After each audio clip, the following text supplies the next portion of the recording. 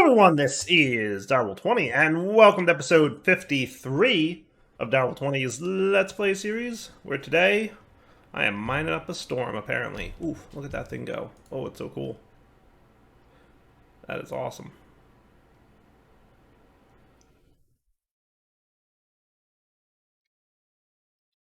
Nice. Is it getting all the dirt, or is it voiding it all? It doesn't look like it was getting a lot of dirt or cobble, but maybe it's just because it's moving so quick? Now, there is cobble in there, so that is not being voided. Alright, cool. That's good to know, at least. And we're getting some iron. We're getting all kinds of good stuff. Sweet.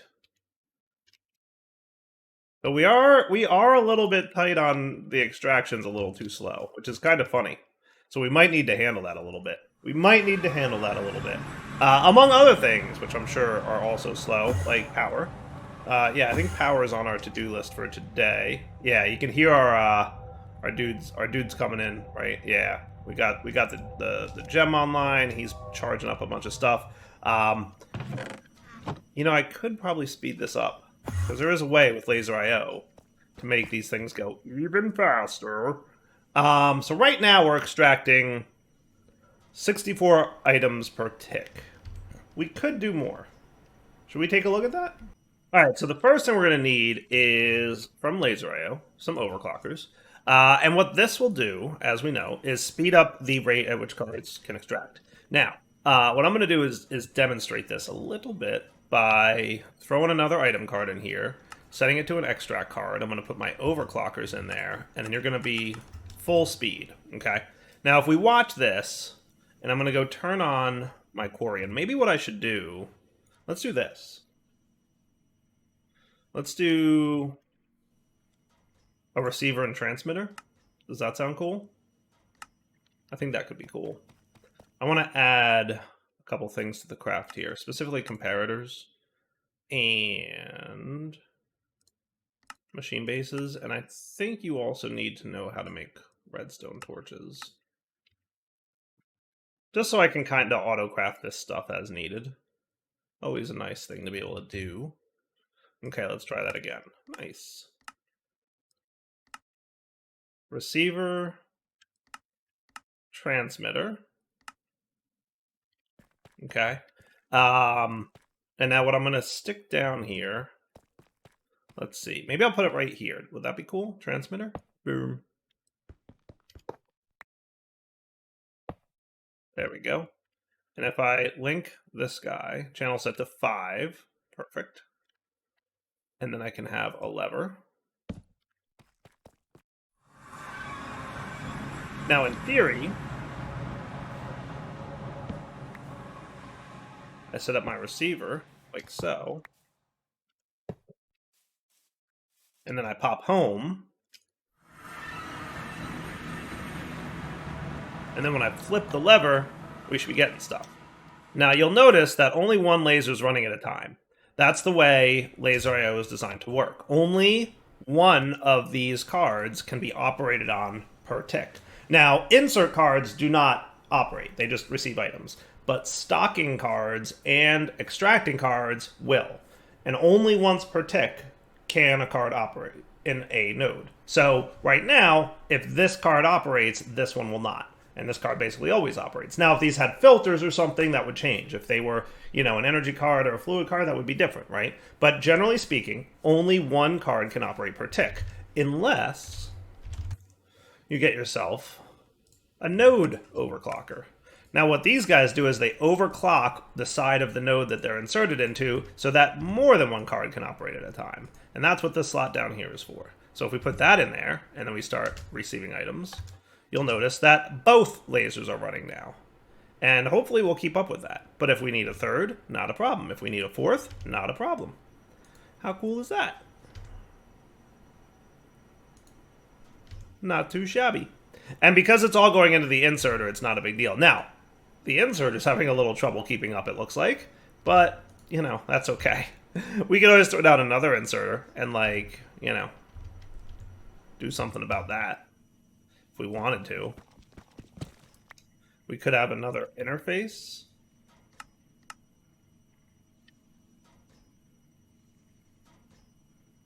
Might not be a terrible idea. How could I set this up to be, like, cheap and clever? I have an idea. This could work. This could work. So if I did this, and I did this, and then on the opposite side, so this is E, so let's put an insert card here. He should be inserting into here now. And if I got a stack and some speed upgrades. I'm missing sugarcane. What?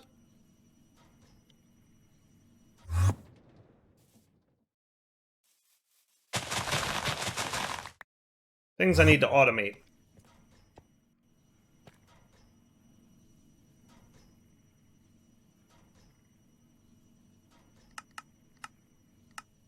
It helps if I put the sugarcane in there before I try to craft, though, right? Totally. So my stack upgrade is good. Yeah, see, you're pretty full. But if I do this, that might be nice. And what I might set up is on the up, if I put you to round robin mode, that'll make sure to take turns inserting here and here. So both of them will get it and neither one will back stuff. That's pretty cool. That works for me. So, you know, theoretically, if you think about it, these node overclockers can stack to 8 inside this slot, which means that all 9 extraction slots can be operated on at a time, which means that in theory you can have 9 times 64 items per tick.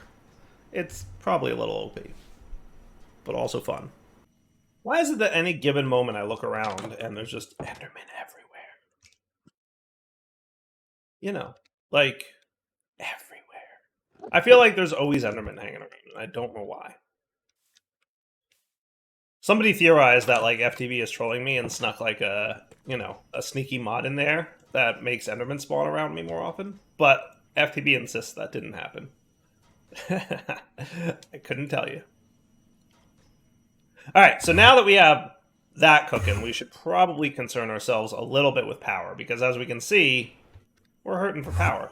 Is this still running, by the way? No, it's off. But why are you hurting for power so much?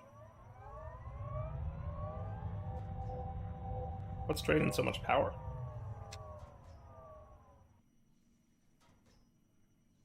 Oh, you know what's probably this. This is draining so much power. Yeah, because we mined a whole bunch. I should also note that some of these resources do not fit inside the purifying factory, so we're going to need an alternate method of processing them. We're going to have to figure that out in a bit. But for now, we should think about power gen. So what should we do for power gen now? Alright, what I've decided to go with is Mekanism Reactors for the time being. And there's 2 good reasons I'm going for that. Number 1, they do a really nice job of creating power. So that's always nice. Also, it's a lot of fun to set up for. Number 2 is the byproducts, the stuff that you get out of the reactor, is useful for some later, more advanced stuff from Mekanism, which I want to show you guys and play with. So, we're going to be doing Mekanism Reactors. That said, I'm also going to want to check out Big Reactors, which is also in the mod pack, and probably a couple other types of power generation at some point in the future as well. But because we're doing Mekanism right now, and because I want the end game Mekanism stuff, I want to have a Mekanism Reactor. So that's what we're doing. Now, creating reactors from Mekanism is a complicated process, and therefore it's fun because there's a lot to do. So there's a couple things to note. Number 1, we need to build the reactor itself. That's what's going to turn fissionable energy or fissile fuel into energy. So let's take a look at. We're going to go through JEI so I can explain it to you guys, right? But if we take a look at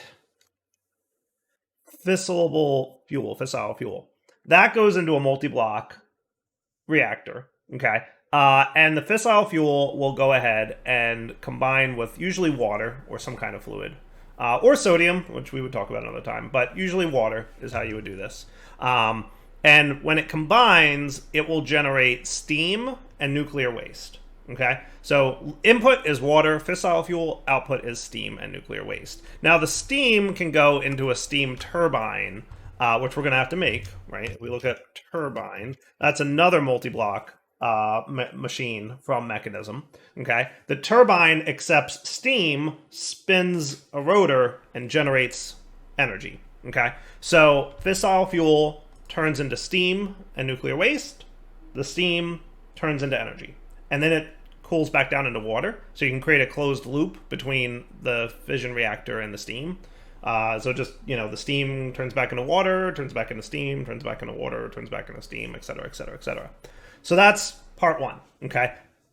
And part two is the turbine, right? So the turbine making the stuff. Now, we can use that nuclear waste to get some cool stuff. We can either use it to get plutonium, which is generally speaking used to make plutonium pellets, which can be used for, number one, SPS casing, which we'll talk about in a little bit. That makes some good stuff. But mostly it's used for the reprocessed fissile fragment, which can turn back into fissile fuel.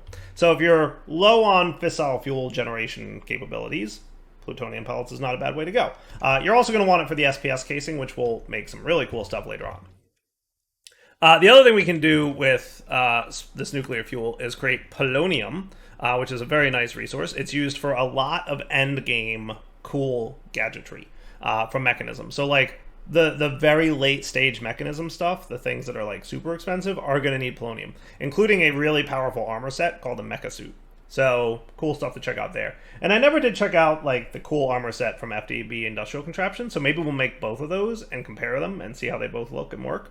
That could be fun.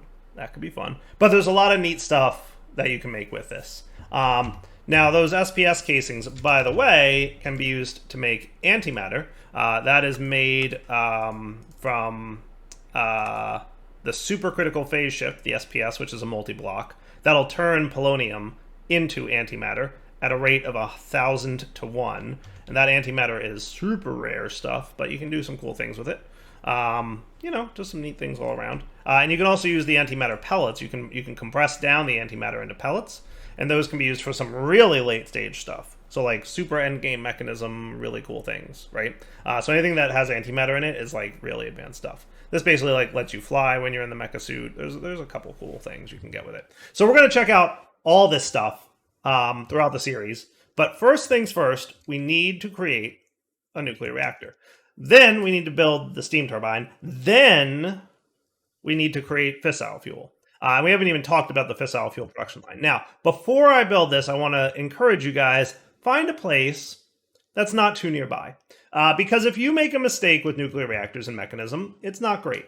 It's bad. It's not a wonderful time. It's not an experience that you want to go through. Basically what happens is nuclear waste, if you spill it, will corrupt and poison the chunks. Now, eventually, over time, it goes away.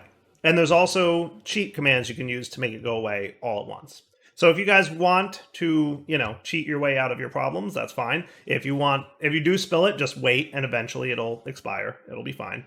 But, you don't want this to happen near your base. So find a place relatively far away where it's not going to be a big deal if you do create a little nuclear incident. Now, that said, should we do this in a compact machine? My problem with compact machines is I'm not sure it's going to be big enough for the steam turbine. Let me see how big the biggest compact machine is. So the maximum size compact machine is 13 by 13 by 13. So it's actually tall enough. My concern is it's actually not wide enough. It would barely fit because I'm going to build a 7 by 7 reactor with a 5 by 5 turbine. So that adds up to 12, and if I want a one gap space in between, that's 13, but it's going to be super tight, and there's like no getting around the outside of it. So I'm going to say no to compact machine for this reactor build, but we will definitely use compact machines for something else in the future, don't worry. So I'm just going to go find a nice place to call reactor home. I think, this little plateau over here might not be terrible. Yeah? And I still have access to my wireless crafting grid, so booyah. All right, a little bit of terraforming, and this area looks smooth enough. So let's start with building our reactor, right? So as mentioned, it's going to be 7 by 7. So then we bring that out to here. We bring you out. Oh, undo that. Boom. That. And then 1, 2, 3, 4, 5, 6. And then we should be able to relatively quickly, boom, boom.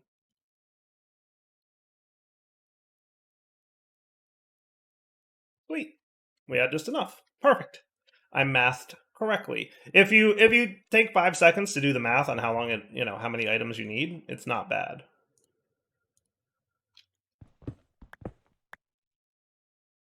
Cool. Now the bottoms can all be made of reactor glass, right? And all the sides. So basically, all the edges have to be fission reactor casings. The sides can all be glass.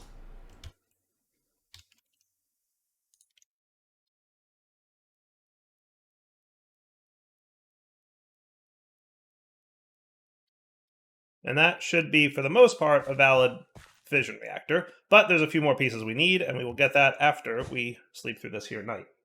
Now, the other components we're going to need are going to be control rods. So to get those, we need control rod assemblies and then fission fuel assemblies. Okay?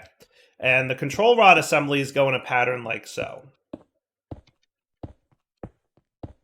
And this is just kind of like a standard reactor that I usually build at the beginning of a series. Now, reactors can be many different sizes, like many.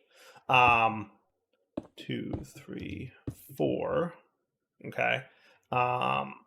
So if I had vertical column, range 4.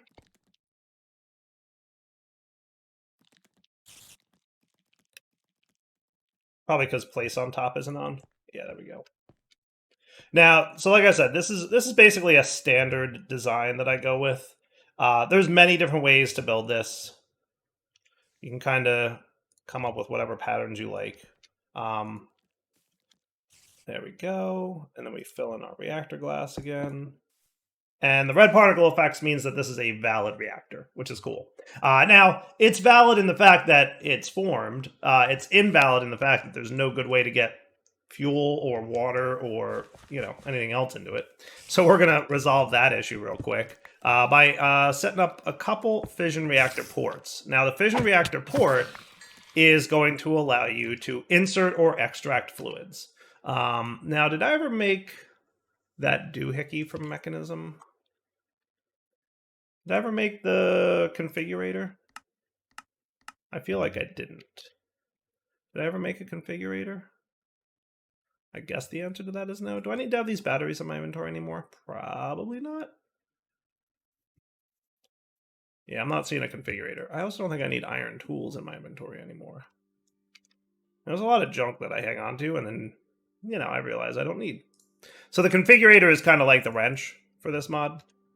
And as you can see, it's going to charge up with some energy. So if I right-click this guy or shift right-click him, we can change his mode. So green is input. This is where we'll put in fuel or put in water. Okay. This is where we're going to output nuclear waste. And this is where we're going to output steam. It's called coolant, but it's steam. It's the kind of the opposite of what you would expect it to be. So I'm expecting, and you know what I didn't do? I didn't check my chunk boundaries, and I usually do that. Ugh. I put it in a chunk boundary. Dire, please. I'm going to rebuild this inside the chunk boundary. I like to put it, kind of a little bit inside the corner. So let me move it over 1 block space. I wonder if I can copy and paste him with a copy paste gadget. Do you think that's valid? I mean, it's possible.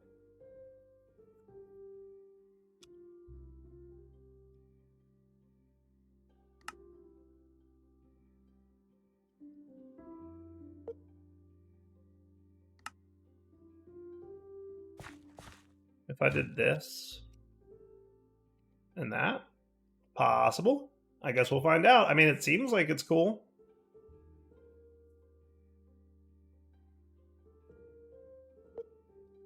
Be right back.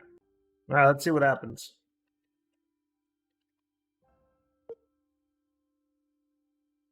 I thought it was going to show some lines. My renders don't really work yet. Outlines for now. I agree.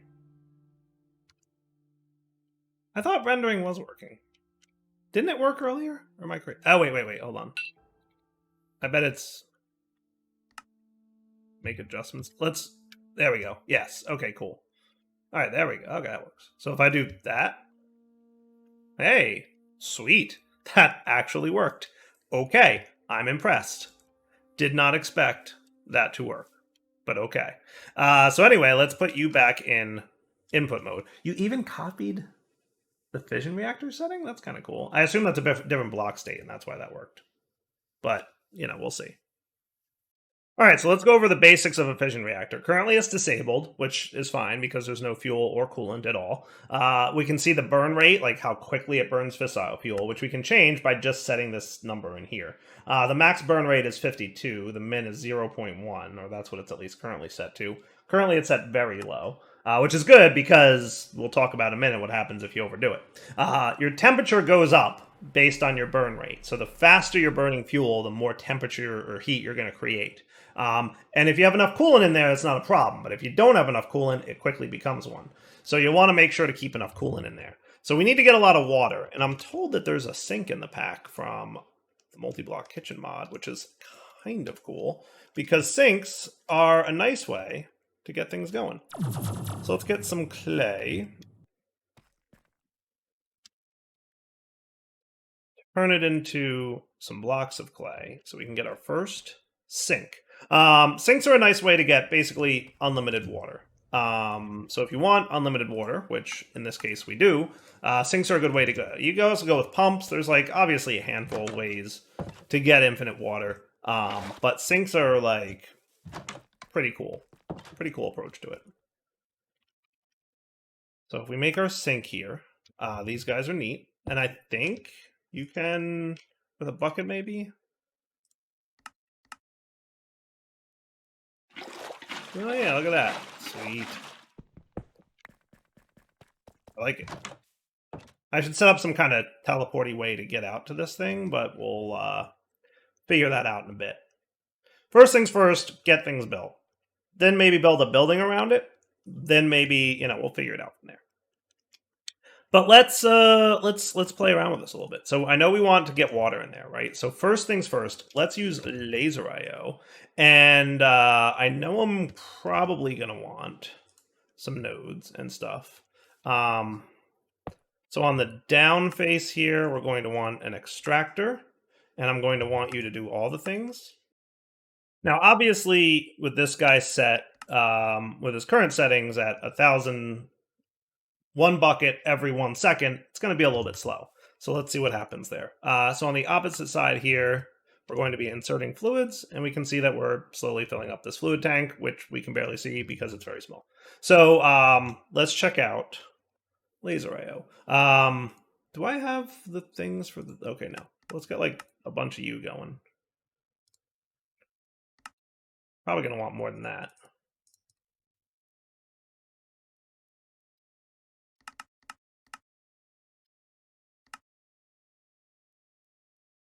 Okay, so now on the down here, if I insert this lets me go up to 8,000, right? 8 buckets per tick.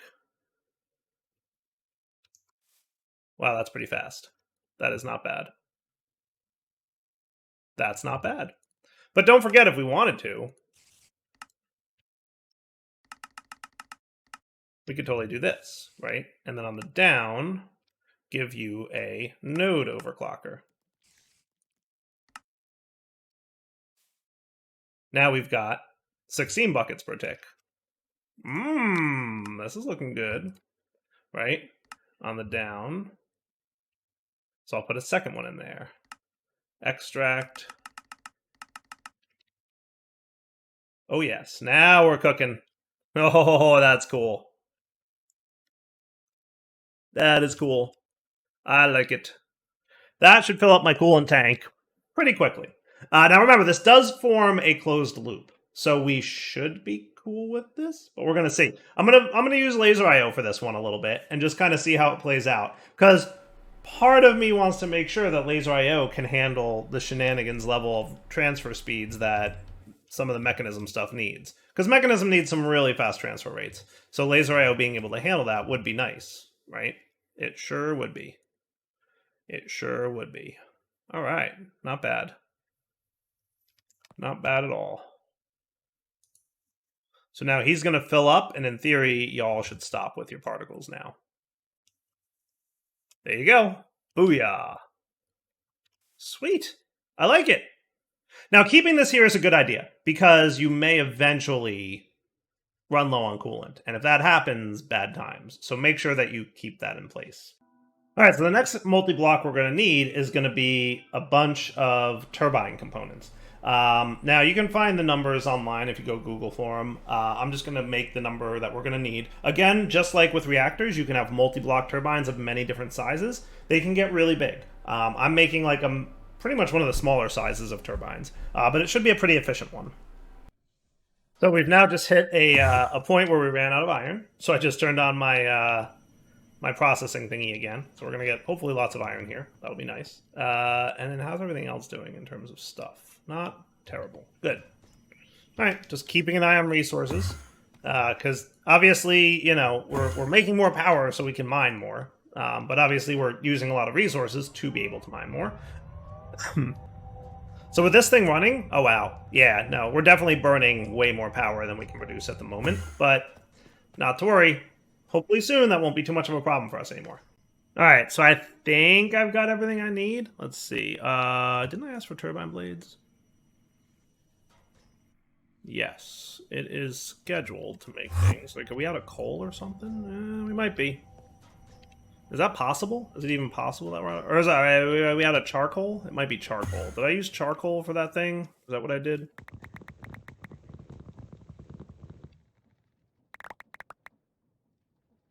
That's probably what I did. Yep, that's 100% what I did. So we'll give you like a little boost of enriched. Keep it up and running, guy. That's better. That's better. All right. So there's my turbine blades that we need. So saturating condensers, electromagnetic coils, turbine blades, rotational complex. I think that's mostly everything we need. So what I'm going to do is kind of align this pretty closely. Now it is going to be one block away, is generally how I do it. And it's a 5x5. So let's do this.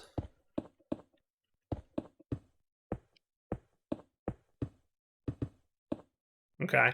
And then by 9. So that's 1, 2, 3, 4, 5, 6, 7, 8, 9.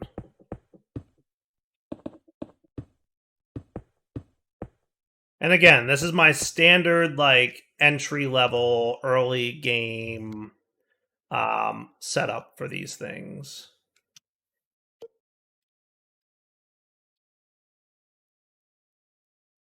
So that should be cool. Now, I think we can, in addition, use just... Is it reactor glass I can put in here? Is that what I can do? I think I can use reactor glass.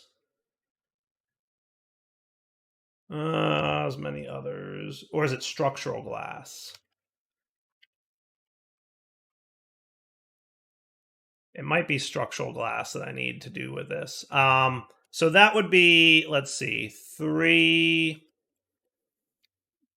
by 9. So is that 27 per side? Yeah. Times 4. So that would be 112. Let's add structural glass here. Because I like glass. I like to look at it. You know, it looks cool.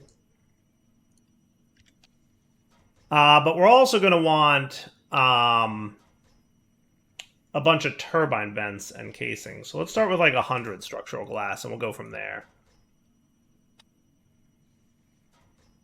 So first things first, I have to teach it to the thingy.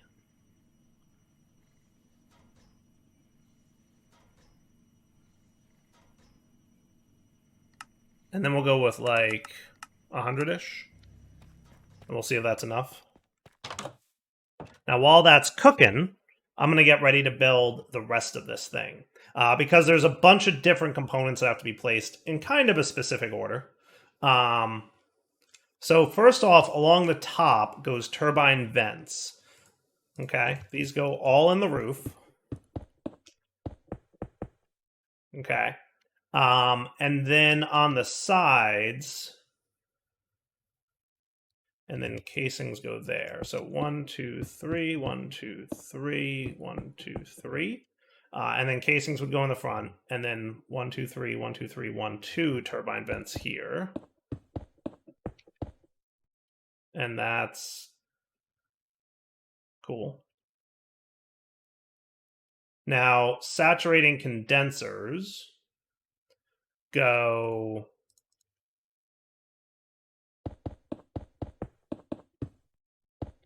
like this. And then like that. And then we have 2 electromagnetic coils that go like that and that. Okay. And then down here, we need 1, 2, 3, 4, 5, 6 turbine vents. And again, if you look on Google, there's like a wiki page that describes how to build these things. Now, all the way around the center there should be pressure dispersers, and then right in the middle goes a rotational complex. So rotational complex with pressure dispersers like that. Okay. Now, the rest of this can be that structural glass stuff. And then we want some turbine rotors going down the middle. So 1, 2, 3. Now I think I can also... I think I'll make the bottom turbine casings. Technically, I think this could be glass, but meh, it's the bottom. Who cares? Okay. And let's get that structural glass ready to go here. So that looks good. Okay. And then we're going to need a couple vents. Did I make some of those? Let's just get 4 of them. I don't know if I need 4 or 2 or whatever, but it'll be fine. Cool. And I think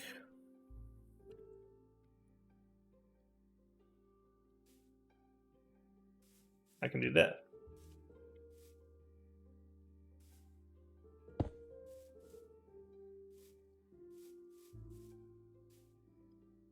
And that might form. Oh, I need the blades. Hold on, I forgot the blades. So turbine blades, you just click once, click twice, and then every time you click, it adds to the block. So in total, you need twice as many blades as you have rotors. Okay. And now it should form, maybe-ish. Oh, what the what just happened? What the what just happened? Okay, no, we're good now. And then we can get our vents, no, our valves, this guy. And this is what's going to allow, I want to say, steam in. And I think water comes out the vents, if I'm not mistaken. Okay. So we're going to want to figure that out a little bit. But we'll probably be fine. I'll figure it out. It'll be good. It'll be fine. It's not a big deal. So how about the middle here is where I'm going to valve you for steam going in. And this side can be this dude for output coolant. Does that sound cool? So water's going in here. The coolant's going to come out here. And that should be cool. Okay, I'm down with this. All right, I think it's a good wrapping up point for the episode. So let's wrap up here. We come back next time. And then we're going to start working on fissile fuel production line. And then once we have that up and running, we'll be good to go. For now, Delta 20 signing off. Hope you enjoyed the episode. Take it easy.